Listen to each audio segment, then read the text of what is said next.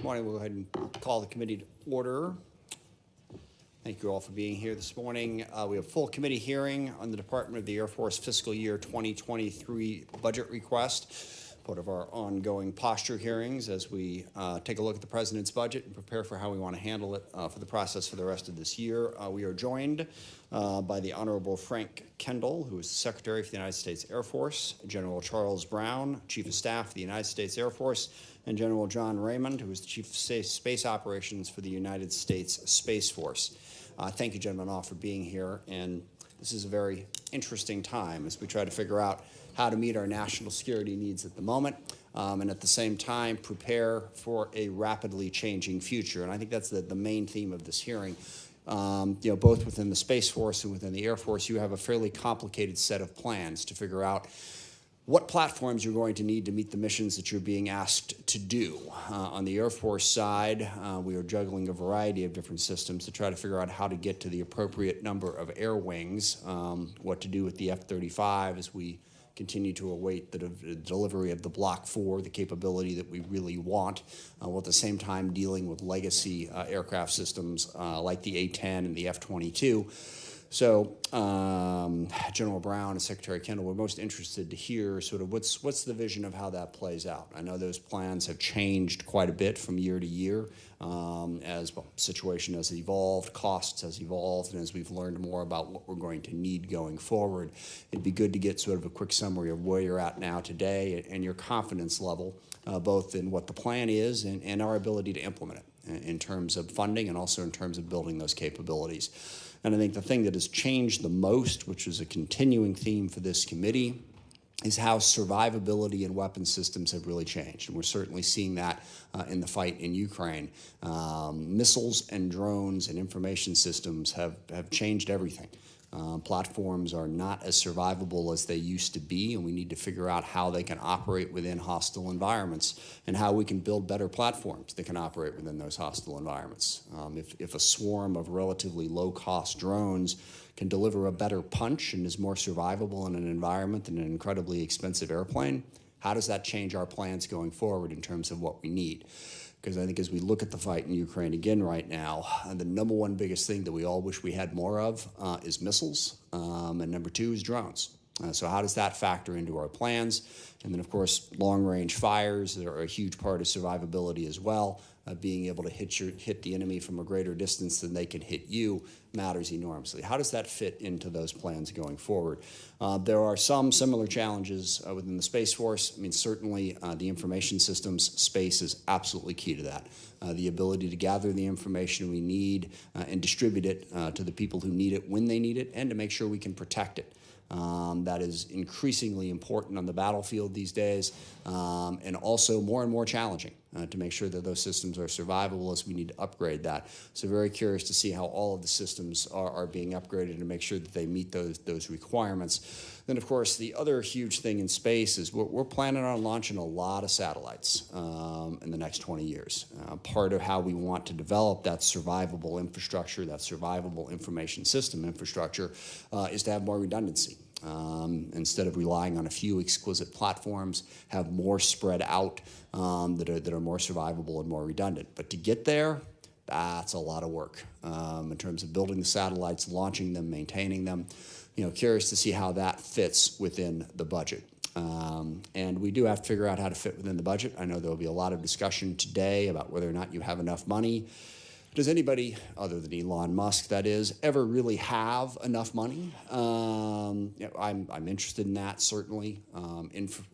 Inflation, supply chain, these issues are complicating everything that I just said and everything that you're trying to do. We are curious to know how you're looking at handling those issues.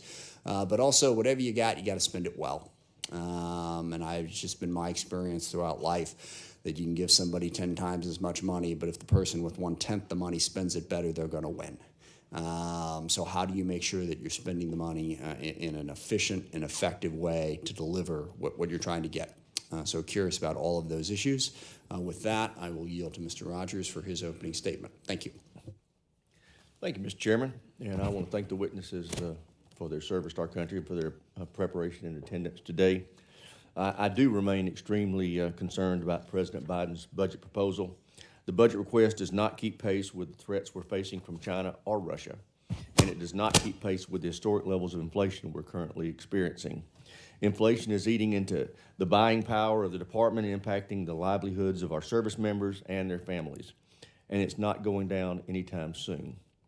We're going to be dealing with this problem well into FY23 and beyond, but the budget request doesn't account for it. General Milley testified to that fact last month. This means nearly every dollar of increase this budget has is eaten up by inflation. Very little, if anything, will be left over to modernize or grow capacity. That forces our service chiefs to make unnecessary choices about the requirements to fund, which requirements to fund and which to defer. The $5.2 billion unfunded priorities submitted by General Brown and General Raymond are a testament to that fact. Priorities such as F-35s, hypersonic weapons, missile warning and tracking, and the critical weapons and facility sustainment all went underfunded in this budget.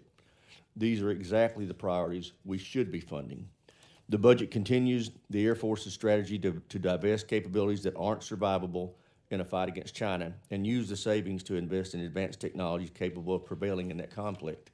While I support that approach, we should ask tough questions about how much risk we're absorbing and for how long. Many of the divestments in this year's budget would undermine the service's ability to continue to meet critical requirements until the next decade. That's because replacements are still early in the development process while delivery timelines continue to move to the right. To make matters worse, the budget cuts the buy for many capabilities we need to bridge the gap. It means the administration is gambling that China, Russia, or some other adversary won't force us into conflict before 2030. Given the atrocities we're witnessing in Ukraine, that's a dangerous bet. Divest to invest is important, but it can't leave our combatant commanders trying to fill near-term requirements with empty toolbox. Finally, I'm glad to see the increased investments proposed by the Space Force. We must continue to push forward with distributed architecture in space in a smart way that provides capabilities to the warfighters now while accelerating future systems. I also want to highlight that General Raymond's request to make it easier to move Guardians between active and reserve status is a great move.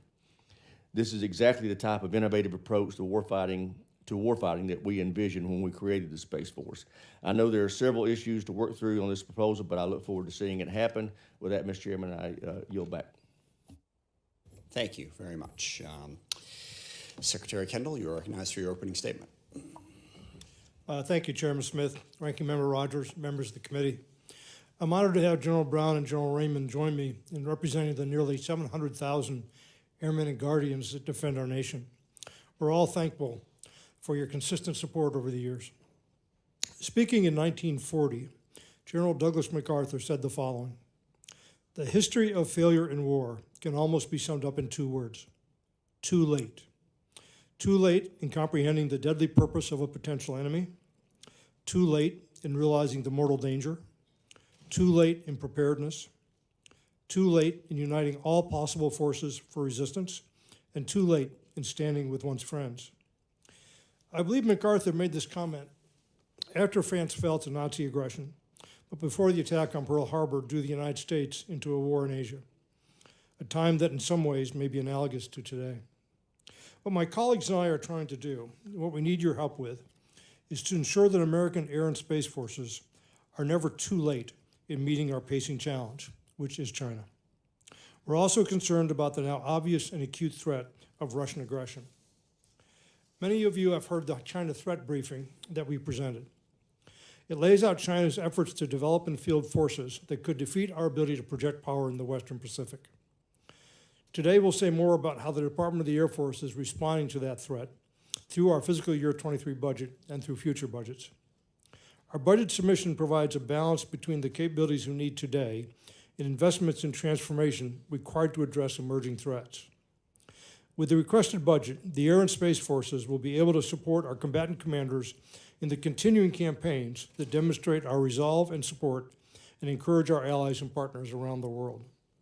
Simultaneously, our fiscal year 23 budget represents a significant early step in the transformation of the Air and Space Forces to the capabilities needed to provide enduring advantage.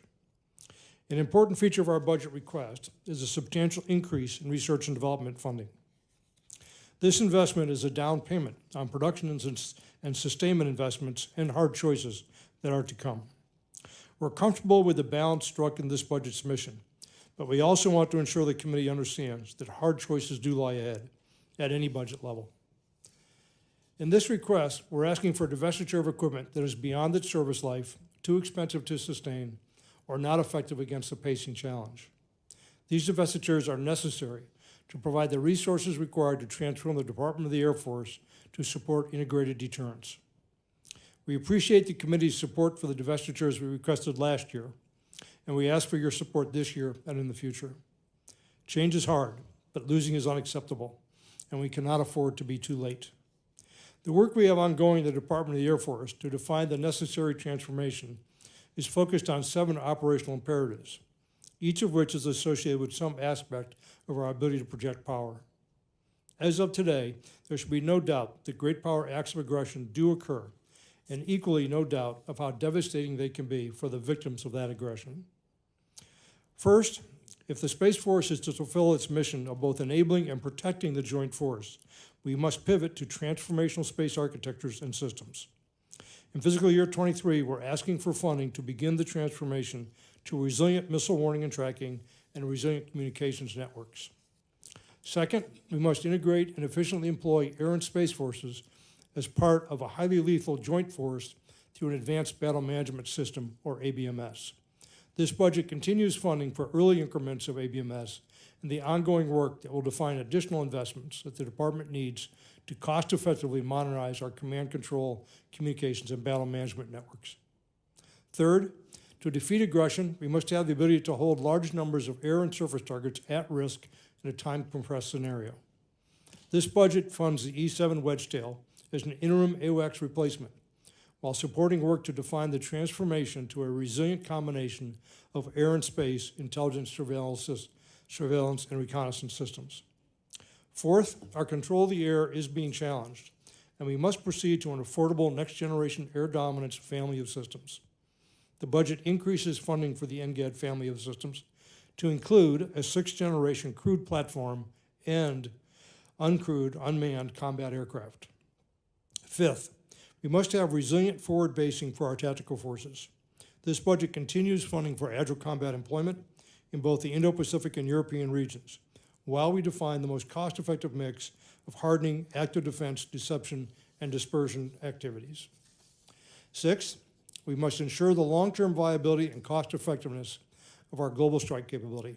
This budget begins the transition of the B-21 from development to production, and it continues the work to define a more extensive global strike family of systems that also includes uncrewed combat aircraft. Finally, the Department of the Air Force must be fully ready to transition to a wartime posture against a peer competitor. In particular, we must strengthen our cybersecurity and our resilience against attacks on the information systems and facilities that we depend upon to go to war. Members of the committee, I look forward to your support as we work to ensure that America's air and space forces are never too late. One team, one fight. We welcome your questions. Thank you, Mr. Secretary. General Brown. Good morning, Chairman Smith and Ranking Member Rogers, and distinguished members of this committee. It's an honor to appear before you and represent the 689,000 total force airmen serving today. Thank you for your continued support to our airmen and their families. I appreciate the opportunity to be here today with Secretary Kendall and General Raymond to testify on the FY23 budget submission, a budget that continues to accelerate the Air Force's rate of change to address the national security challenges articulated in the National Defense Strategy, a budget that continues to build on the successes of FY22. The world looks to the United States Air Force as a leading example. Our airmen make air power look easy. It's anything but. A world-class Air Force requires world-class airmen that are organized, trained, and equipped to remain the world's most respected Air Force. But if we do not continue to transform, this may no longer be the case. We must continue to communicate and collaborate with this committee and key stakeholders so we can accelerate change. Last year's budget communicated the Air Force the nation needs for 2030 and beyond. Our message has not changed for fiscal year 23, and it won't change in future budget submissions. We must modernize to counter strategic competitors. The People's Republic of China remains our pacing challenge, and Russia remains an acute threat. So we must balance between the demands of today and the requirements of tomorrow. Failure to do so puts our ability to execute the national defense strategy at risk. It puts soldiers, sailors, Marines, Guardians, Airmen, along with our allies and partners at risk. It puts our ability to place air power anytime, anywhere at risk. The only way our Air Force and nation will be successful balancing risk between today and tomorrow is if we collaborate. In fact, collaboration is the critical word in Accelerate, Change, or Lose. We're beginning to see the success of our collaboration efforts transitioning to the future.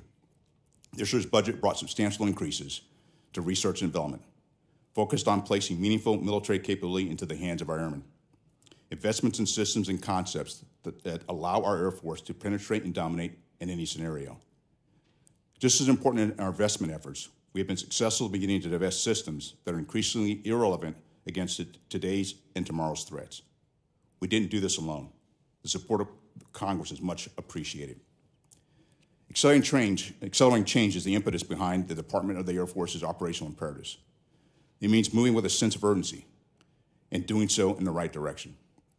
This year's National Defense Strategy provides us the needed direction. And when you combine the operational imperatives and the National Defense Strategy, you see this year's budget is in alignment with our nation needs and demands of our Air Force. The Air Force we are building is critical to integrated deterrence, campaigning, and building enduring advantages.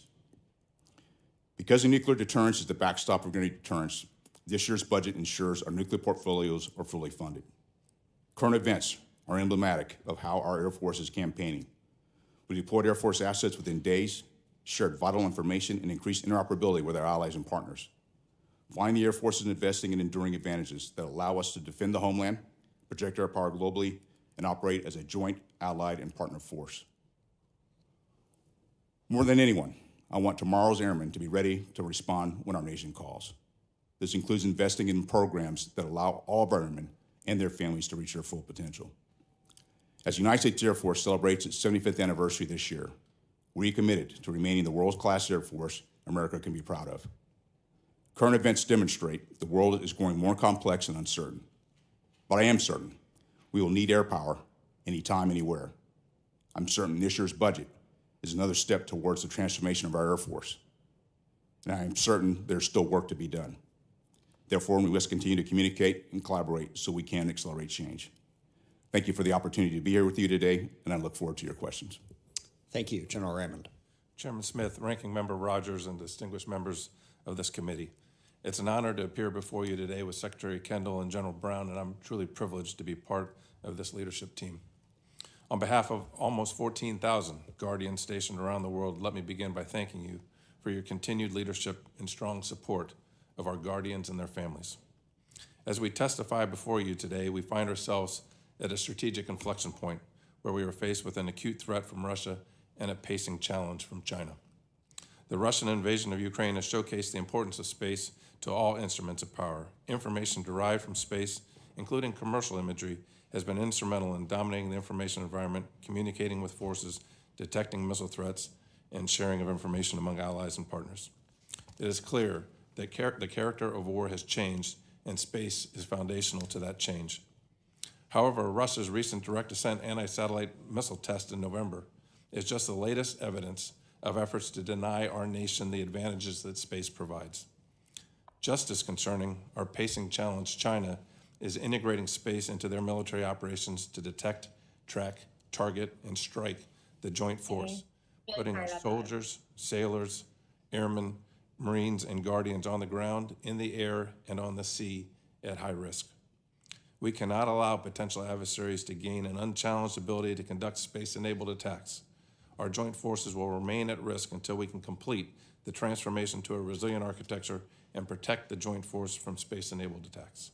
This is critical to supporting all aspects of the National Defense Strategy, integrated deterrence, campaigning, and building an enduring advantage.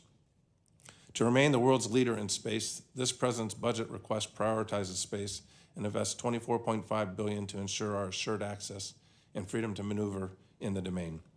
The largest share is research, development, testing, and evaluation funding, almost $16 billion to modernize our forces, a portion of which will begin the pivot to a more resilient and mission-capable missile warning and missile tracking force design.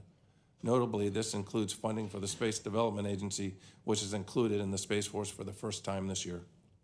In contrast to legacy approaches, this architecture will be built to survive and degrade gracefully under attack, help manage escalation, and be rapidly reconstituted. This transformation will allow us to capitalize more fully on two of our national advantages, our commercial industry and our allies and partners. To increase readiness, we are funding operational test and training infrastructure. This ensures that we can get the right capability on orbit in the hands of operators trained in operating in a contested domain.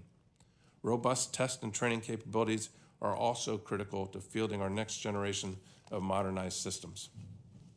Other key investments include increased funding for weapon system sustainment, a more resilient global positioning system, and next generation satellite communications. And finally, and most importantly, we invest in our guardians and our families. Over the past 2 years, we have overhauled how we recruit, assess, train, develop, promote, employ, and take care of our guardians. Resilient space power isn't just about satellites, it's also about guardians and their families. This is one of the reasons why we are seeking the integration of the active duty and reserve forces into a single hybrid component structure.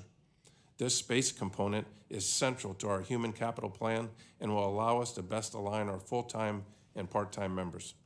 This is our #1 legislative proposal, and we look forward to working very closely with this committee and Congress writ large to implement this bold and transformational approach.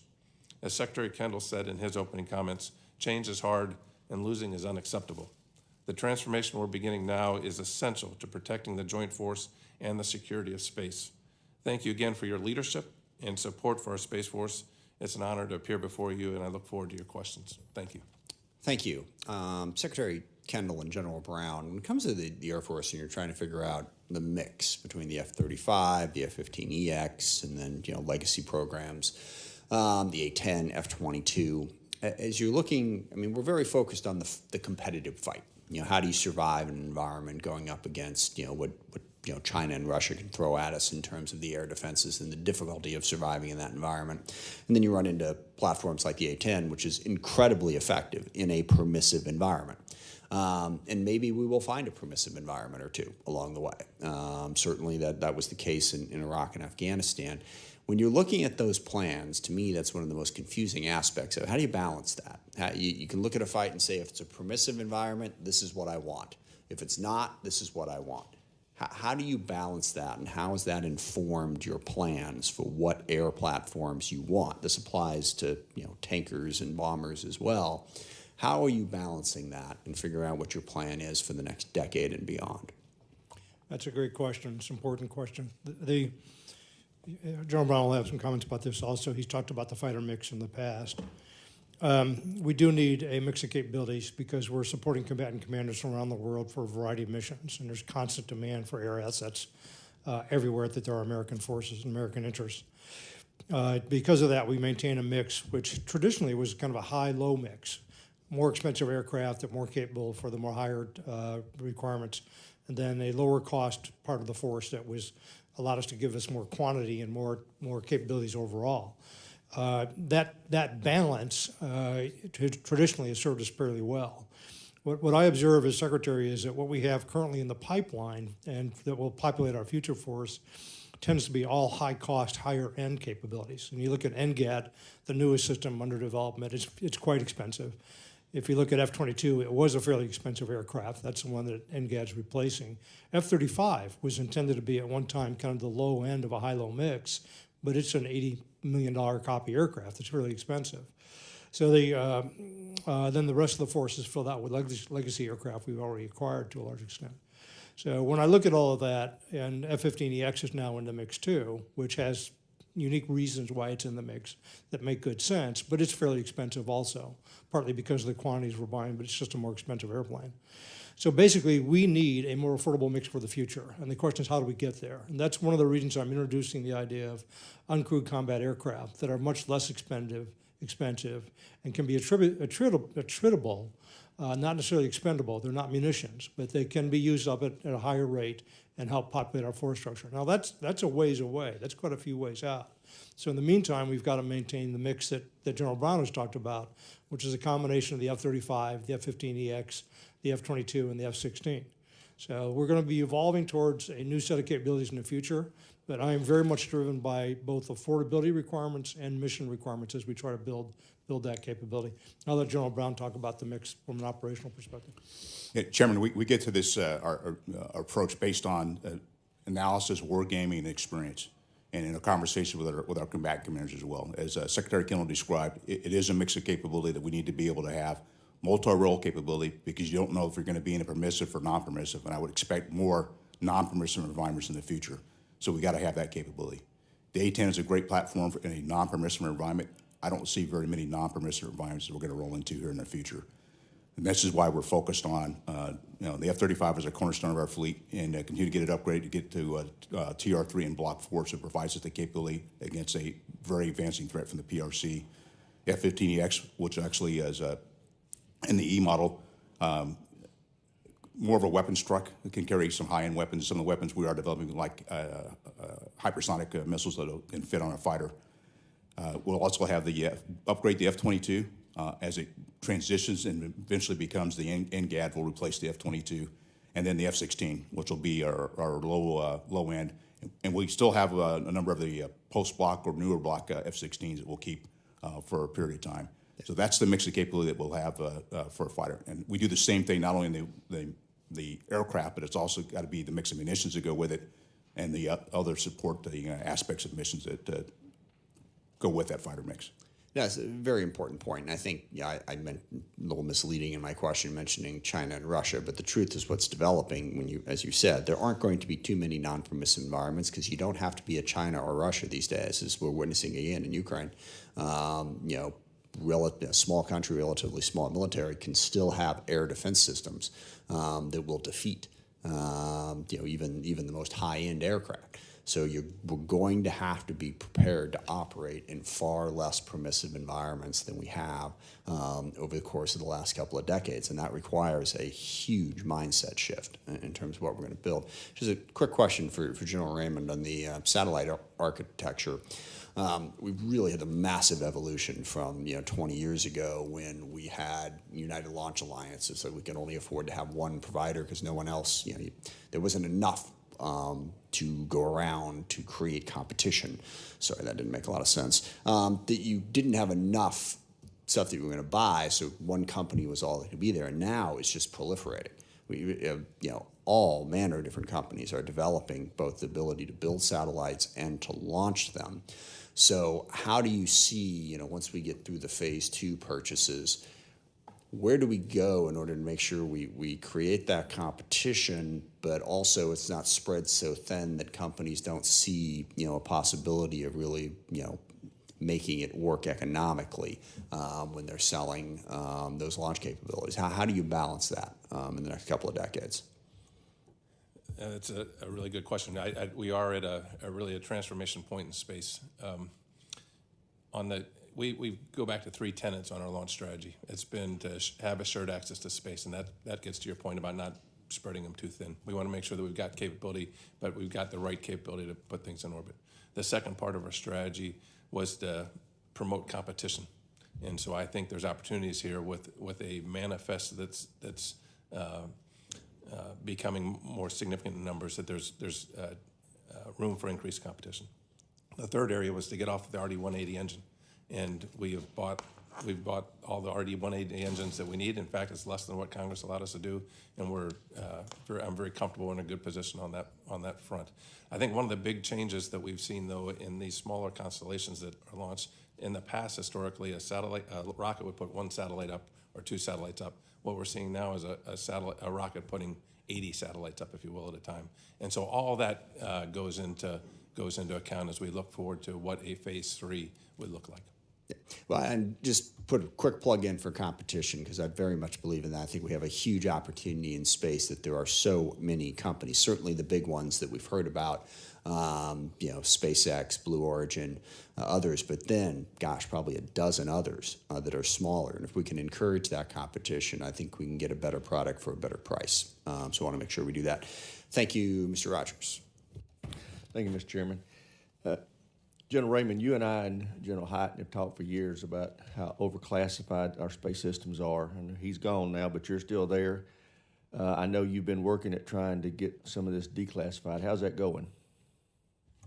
He's gone, I'm still here, and so is our problem. We're working it. And we have made some progress. We've restructured what I've learned over the years, not only were we overly classified, we're overly classified in kind of a non-normal way. So we've tried to normalize that. We have reduced classification on some programs. For example, our GMTI program from space, which was higher classification, we reduced it so we could work with our partners in industry better. There's a task that came out of the National Defense Authorization Act this past year that was tasked to the Secretary of Defense to do a review of all security classification of all space programs. Assistant Secretary Dr. Plum is working that, and we're integrated with him. There's more work to do, but we've got the right focus on it, and I'm convinced that we're going to make some progress. Well, it's important. You know, the fact is the American public still doesn't really know what Space Force is about, and it's about satellites, as you know, and it's just incredibly overclassified. We've got to get that information out, not just for the public, but for our adversaries. I think they need to know what we can do in a more open way. And it's for you and General Brown. You know, in FY22, we increased your budget by 6%, and as you know, inflation was at over 8%. How are y'all dealing with that? Give us some examples about what it means to you to have inflation that's greater than the increase in your budget. Ranking Member Rogers, you know, as we built the budget and not really having a good full understanding where the inflation numbers are going to be, what we'll have to do as we go back into our budget is look at more detail and figure out where the areas that we're going to need to plus up in certain areas or make some choices internal to the Air Force, and then at the same time work inside the department of how we articulate what the impact is from an inflation standpoint on the key areas, because inflation impacts different parts of the force in different ways, and so it'll be some ongoing analysis we'll have to do. I agree. I'll tell you though, as I said in my opening statement, the department prioritized space in this budget pretty significantly. We have a pretty significant increase to be able to do the critical work that we're doing. It's going to have to be a balance, and we're going to have to work with Congress throughout the year to make sure that we can do it right. Well, I make that point because, you know, same thing's happening this year. As you have all seen, that SecDef and the chairman testified before this committee acknowledging that the 2.2% that's cooked into this budget proposal is not adequate, and they're going to have to revisit that, which means you're going to have to revisit that as this year progresses, and we try to fashion what the top line is going to be. So I do hope you'll be giving some thought to what you need to make sure that you can meet your requirements to deal with current threats as well as the modernization that we expect from y'all. Secretary Kendall, just a minute ago you were talking about how pricey the F-22 and the F-35 are. The last F-22 we bought cost $131 million. The F-15EX, $90 million per copy. F-35 between $90 and $100 million. What can we do to get those costs down? I mean, this is incredible numbers. You said $80 million a copy for F-35. It'd be nice if it was $80 million. What can we do to get this down? Ranking members, you know I spend a lot of my time working in the acquisition side of the defense business, and a great deal of that effort was spent on trying to get costs down. We drove the cost of the F-35 down substantially over as it was in development, transitioning into production. We need to continue to do that. Sustainment offers an opportunity for additional cost reductions. And it's important to keep in mind that that's at least half the cost of our weapon systems is in sustainment side. But the key to keeping costs under control starts with requirements. What are you buying? If you put a lot of capability and sophistication into an aircraft, it's going to be more expensive, and that's exactly what we did with the F-35. So it's been a moving target. Requirements have been. Requirements have evolved as the threat has changed, but requirements need to be something that you trade off against cost early in a program and then continuously as you go forward. It requires tight cooperation between developers and operators to ensure that we don't just set a rigid set of requirements initially and then spend until we get there. That's not the right way to do it. And I mentioned the operational imperatives earlier. Each of those operational imperatives is led by a combination of an acquisition person or a technical person and an operator. And it's because we have to have that dialogue between those two communities to get to what's reasonable and affordable as part of the mix. It also meets operators' needs, but isn't gold-plated. So I think we're getting, at the end of the day, a very capable aircraft in the F-35. I think we're going to get an aircraft that meets mission needs, the unique mission needs of the F-15EX. I'm watching the Next Generation Air Dominance platform, which I put in motion when I was Undersecretary for Acquisition, very carefully to see if we can keep the cost of that down. As the F-22 replacement, it's going to be a very capable aircraft. It's going to be the one that gives us air superiority in the future. But again, as I mentioned earlier, I'm introducing a mix of uncrewed capabilities as well, which should be much less expensive than the NGAD platform itself. Thank you, Mr. Chairman. Thank you. Mr. Langevin is recognized for 5 minutes, and he is on. Thank you, Mr. Chairman. Can you hear me okay? Yes, we got you loud and clear. Go ahead, Jim. Very good. Okay, thank you very much, Chairman. And I want to thank our witness for their testimony today. Secretary Kendall and General Brown, let me start with you. You know, we talked this morning about how much we've invested in and we're dependent on our overhead architecture because it advanced technological capabilities. But with that comes real vulnerabilities. And one of the things that I'm really concerned about is that the Air Force's Link 16 crypto modernization effort is behind. It's impacting readiness and safety. I'm not happy about this delay. What is the current status of the effort, and when will it be complete? And what are the barriers to a faster timeline, and what can be done to accelerate it? That's a good question. I'm not sure how much I can say in an open session about it. We have been addressing the crypto mod requirements for Link 16 and became aware of it a few months ago and took steps immediately to put the resources on it that were necessary to get us where we need to be. As we've gone through the last 20 years of being focused on counterterrorism, counterinsurgency campaigns where there wasn't a sophisticated threat to our data links, that's been neglected, quite frankly. So we had to put resources against it. The lead time is basically we're replacing radios, so we have to buy the radios. So there is some lead time associated with that. But it's a problem we're well aware of. That isn't the only concern we have with Link 16. We have some others that go beyond that I don't want to talk about and can't talk about in an open forum.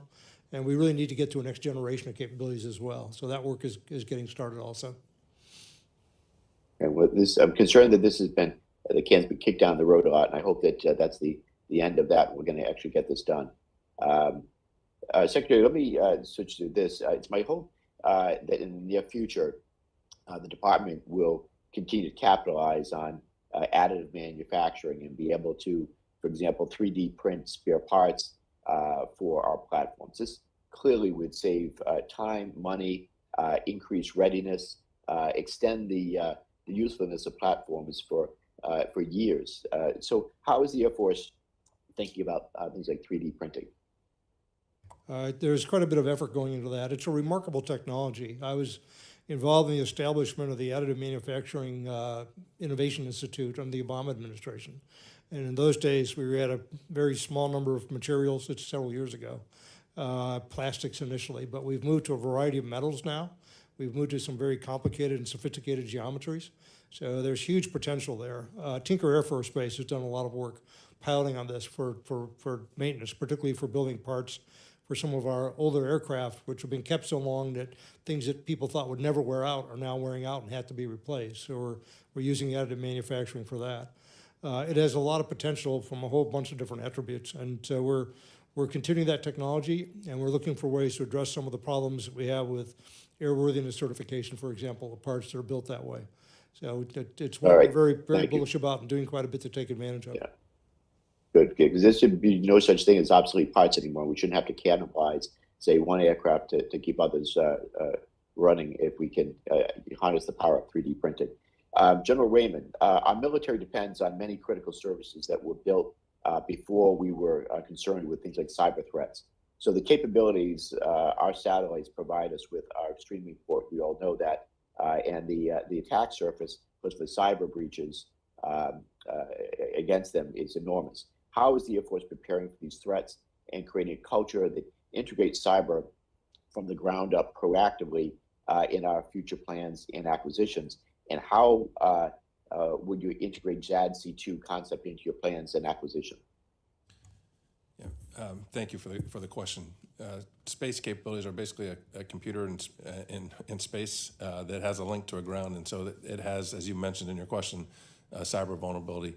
One of the things that we've done when we established the Space Force is to enhance our cyber posture. We brought cyber operators in from the Air Force and from other services to be part of our service. We've built an 06 level command that is focused on cyber. We've put detachments at every one of our other operational units. We put cyber operators embedded on the ops floor, sitting side by side with our space operators to better understand the cyber terrain. So although I will never be comfortable that we've got this solved, I'm comfortable that we've got the right focus on it, and we come to work every day making sure that we can protect and defend our space capabilities from a full range of threats, from cyber on the one end to kinetic destruction on the other. Thank you. You're back. Thank you, Mr. Langevin. The chair now recognizes, I believe Mr. Wilson's not here, so I recognize Mr. Lamborn. Thank you, Mr. Chairman. This morning there was a story in the Colorado Springs Gazette regarding a report by the Government Accountability Office on the previous basing decision for U.S. Space Command. I requested this report last year, and this request was granted because of my ranking member position on the Readiness Subcommittee of this committee. And as was reported in this news article, and as I strongly suspected would be the case, the GAO's investigation of the Space Command basing process, quote, identified significant shortfalls in its transparency and credibility, unquote. So I'm deeply concerned that the urgency to achieve full operational capability for our space warfighters as quickly as possible was not adequately addressed in the siting decision because of a flawed process. General Raymond, I know that Space Force posture does not directly impact the basing decision for Space Command. However, I have some questions for you I hope will shed some light on the magnitude of the challenges that we are facing in space.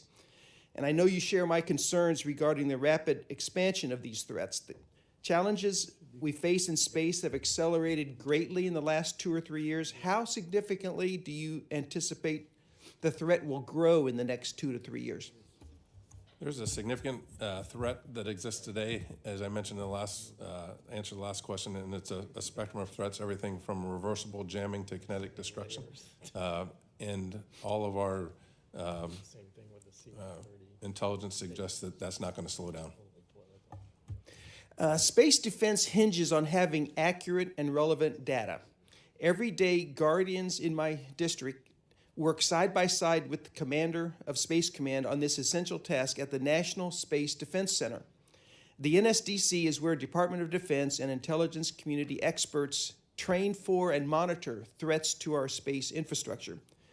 Would you agree that maximizing the commander's access to timely information through physical co-location of essential functions is an advantage in maintaining space superiority? Yeah, we have the ability to command and control from various places. The U.S. Space Command actually has 2 command centers, one in Vandenberg, California, and one in Vandenberg Air Force Base, California, one in Colorado Springs. And so there's ways to do this without being physically co-located. Obviously, being co-located helps that you can go visit more routinely, but you can do it in multiple ways. Okay. But is reduced decision time, and that comes from working side by side, and the lessening of security threats is something you would prefer as opposed to not having? I guess I'd ask you, that's a question for General Dickinson from his U.S. Space Command hat as in the operational commander. I'm in the Space Force role. I'd organize, train, equip, and provide him capabilities. That'd be better addressed to him. Okay. Well, we certainly will. Given the rapidly changing character of space as a warfighting domain, would your military advice generally be to accelerate our ability to defend space by any means that we have at our disposal? I think it's important that the nation is prepared to conduct operations in space and to protect and defend those for the good of our nation, for the good of our joint and coalition forces, and for the good of the world. To me, reaching full operational capacity for Space Command as quickly as possible should be our highest priority as a country. The threats are too serious, and the threats are not going to wait. We have no other choice. Thank you, Mr. Chairman, and with that, I yield back. Thank you, Mr. Lamborn. The temporary chair now recognizes himself for a few questions. Secretary Kendall, one program that does seem like it's not too late is the B-21 program, which, again, we can't get into much details here, but I did want to ask you about a question that you and I discussed a couple weeks ago, which is that on the sustainment side, the contract that was used for the B-21, which you were involved with from your prior service in Washington, took a different approach in terms of how the software ownership and proprietary rights were going to be set up. And maybe you could just talk about that in terms of the impact that it's going to have, hopefully a positive impact in terms of the sustainment costs for that program in the future. Sure. There are 2 points I'd make in that regard. One is that with the digitized world that we lived in, designs now are all entirely digital. And I've given guidance to our acquisition people that we should be taking delivery of our designs going forward for all of our programs. There was an era in which there was a philosophy about letting the prime contractor basically take life-to-death responsibility for a program. That was not effective. It basically put people in a sole source position forever. It didn't work out well for the government. B-21, which Dr. LaPlante, who's now the Undersecretary for Acquisition and Sustainment, who was then the Air Force Acquisition Executive, and I, when I was Undersecretary for Acquisition Technology and Logistics, we put in place a plan to transition software maintenance to the government. The Air Force has had some very good experience with doing this with some other programs, and it's a job that allows the government to maintain control of the technical baseline, if you will, to own the product fully as it goes forward, and to take control of how it matures from a software perspective. So we've had good experience with that, and that's the approach I think we're taking on the B-21.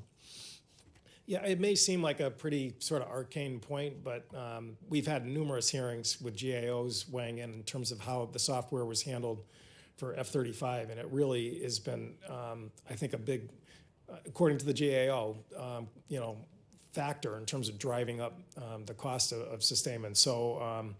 Again, it's one of those programs which it's part of the recapitalization of the triad, as well as having a conventional mission. So time is of the essence, and it looks like, again, it's not going to be too late. So hopefully we'll all keep working together in terms of making sure of that.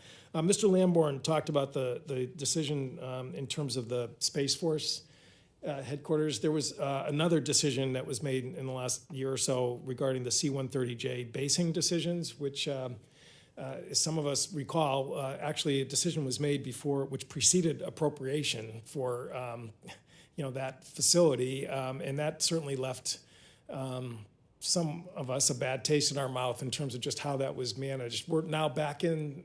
There was no GAO report, but I think that, honestly the facts sort of speak for themselves. We're now back in a new round of C-130J basing, and I would simply ask you and maybe General Brown just to assure us that there will be full open communication and transparency during this upcoming selection process, because again, I think that is critical to, I think, the confidence of this committee and the Congress in general.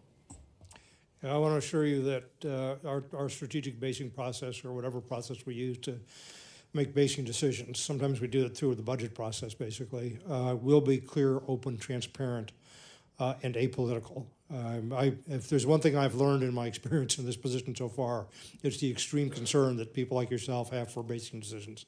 And I want to be able to present all of our basing decisions in a way which you can fully understand them and understand what the basis was for them. You may not agree with it, but you'll understand that it was set up to be in the interest of the nation and in the best interest of the Department of the Air Force, and that was what was behind any decision that we made. Great, I appreciate that. General, I don't know if you want to weigh in. Well, it ends up being a secretary's decision, but what I focus on is ensuring that when we look at from a mission perspective, we're able to one, do the mission, but at the same time, the support for the mission, but also to our airmen and families that come into those communities as well. But we'll be very open and transparent with you. Thank you. Mr. Whitman is recognized for 5 minutes. Thank you, Mr. Chairman. I'd like to thank our witnesses for joining us today. Secretary Kendall, I want to begin with you. Last year you said, if it doesn't threaten China, why are we doing it? I couldn't agree more. We had that conversation the other day.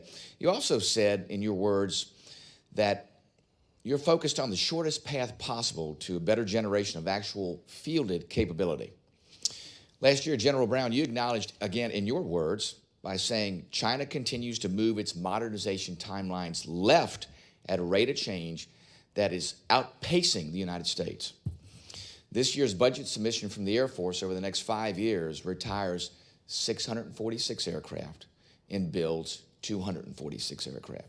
That's a deficit of 400 aircraft. And I understand NGAD and modernization and all the things that we want our aircraft to do, unmanned platforms.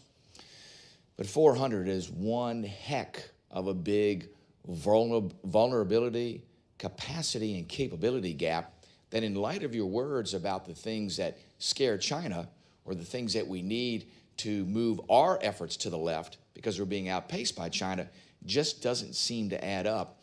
Can you give me your perspective on what operational risk you think that we will be facing in the next 5 years as we spin down 646 aircraft and build back 246? Appreciate the question. There is operational risk, and this is something that when I talk about balancing risk over time, there's a balance between the operational risk we will see today as we make that transition versus the risk we will have in the future if we don't start to modernize. And this is a conversation that you have internally with the Air Force. It's a conversation I have with our combatant commanders and naturally with this committee and others. We do have to make some tough choices. I also look at not just the numbers, but I look at the overall capability and capacity, not just the airplanes, but what goes with the airplanes, as I mentioned earlier, whether it be the weapons, our trained airmen, the support systems that go with. And so it's a complete package. But I agree, there is some risk there. But I'd rather take a little bit of risk now than a lot of risk later in a future conflict. Gotcha. Let me ask this to both Secretary Kendall and General Brown. What investments do you support that would accelerate these modernization timelines, that would, however you term it, buy back some of that risk or reduce that risk over time? I was thinking as you spoke earlier, Congressman, about China and their relative performance compared to ours. I've looked at the data on this. Their engineers are not faster than our engineers. Their lead time to field any given capability is comparable to our own. But what they have done that we have not probably done enough of is start a lot of new things and then take them through to fielding. When I look at the scale and the breadth of what they're doing to modernize, they seem to be very open to integrating new technologies and integrating them and using them in creative ways. We've got to be more forthcoming about that sort of thing. So that requires some cultural changes, if you will. Acceptance of uncrewed combat aircraft, for example. We have to actually do what we talk about in programs like JADC² and ABMS and get to real capability. When I look at what we've done, particularly over the last few years, we've done programs that were designed to go fast, but they weren't necessarily going in the right direction, and they didn't necessarily get to the place you want to get to. It's the hare and the tortoise problem. Going quickly to do a demonstration doesn't get you very far down the road to a real fielded production-ready capability. So I've asked our acquisition people to look at all those programs and make sure they're structured to, and my guidance is to get meaningful military capability, not just one or two or something, but meaningful military capability as quickly as possible. At the end of the day, that's going to be about resources.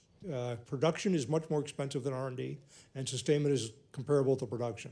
So at the end of the day, we're going to need the support of this committee and others to move some of those programs forward and get them into production. We will accept some risk.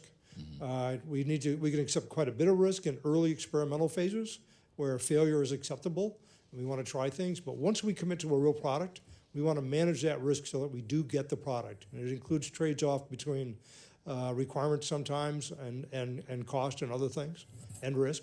It requires prudent investment to draw down risk, to drive it down as efficiently and quickly as possible. And General Brown was talking about risk over time. I'm very aware of the increasing threats that we're going to be facing, looking out at what their programs are and what they're going to be fielding.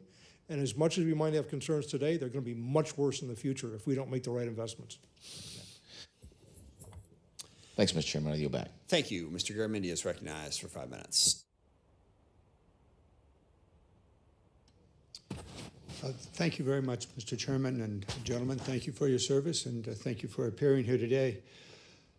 General Raymond, Among the support groups you have available to you are National Guard units. There's been a discussion about how those National Guard units might be integrated into the Space Force. Would you please discuss how this might be done, or if you intend to do it? Yes, sir. We've operated, first of all, let me just say, we've operated with the Air, when we were in the Air Force, part of the Air Force, we operated with the Air National Guard for 25 years. There's 8 states that have Guard capabilities, space capabilities, and 1 territory in Guam. That represents 836 or so Guardian or professionals that do the space mission. When the law was passed to establish the Space Force, Congress directed that we do a study on how best to integrate. If you have a service that has 14,000 people, there might be a way to do this more effectively. We did that study, and as a result of that study, we came up with the 1 component with the reserve and active being put together.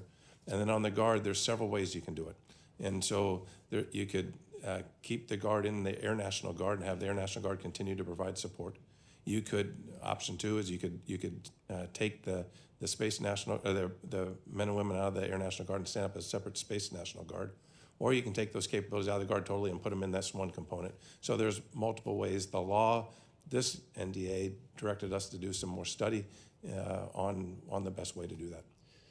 Then you are fully aware that at least the California Air National Guard would like to have the space unit of that National Guard unit become a space directly into the Space Force. Yes, sir. I'm aware they provide great capability. As I mentioned, the 8 different states have this capability, and they provide us great. My understanding is they're not the only National Guard unit around the nation. That's correct. Okay, thank you. We're aware of this. We're going to follow it, obviously. General Brown, not my favorite subject, but one that you and I have spent some time on. The GBSD, you're not hiding the ball by changing the name, are you? Not at all. I didn't think so, but I want to be clear about it. Presently, the Minuteman III is expected to continue to perform until the late 2030s. Is that correct? We will have aspects of the Minuteman III that will continue to perform because as we bring on Sentinel or GBSD, we've got to make sure we still have the nuclear capability is part of our integrated deterrence. So it's a transition. It's not a flip of a switch to get from one to the other. So we're going to have to continue to maintain Minuteman III capability to make that transition. So the answer is the Minuteman III can be and will be maintained until the late 30s. Aspects of the Minuteman III will be maintained to the 30s. You will not have the full capability required to support what we have as a requirement right now. Well, that gets into a lot of detail, some of which is classified, and we will continue to pursue it. Have you figured out what it will cost on the military construction side to replace the Minuteman III systems? We've done the analysis on that. I don't have the number out, exact number for you, but I can get that for the record. There is no number, is there? No, there is. You really don't know what it's going to cost on the military construction side to replace all of the facilities necessary for the Sentinel/GBSD. There is a number, and I know we've been working with your staff, and I'll get back with you to give you more detailing and also more for the record. It's presently not in the budget that's been presented to us. Is that correct? I'd have to double check on that. Okay. 50 seconds. The chairman raised an exceedingly important point in his opening comments, and that is the world seems to have changed rapidly in the last 3 months. And the most sophisticated airplanes and facilities of the Russian military seem to be incapable of overcoming some rather less sophisticated systems. I want to have a full discussion this year about what the chairman raised about maybe big, very expensive, very sophisticated systems may not be the future. We don't have time to go into it, but that issue needs to be fully discussed as we complete this NDAA. Thank you. I yield back.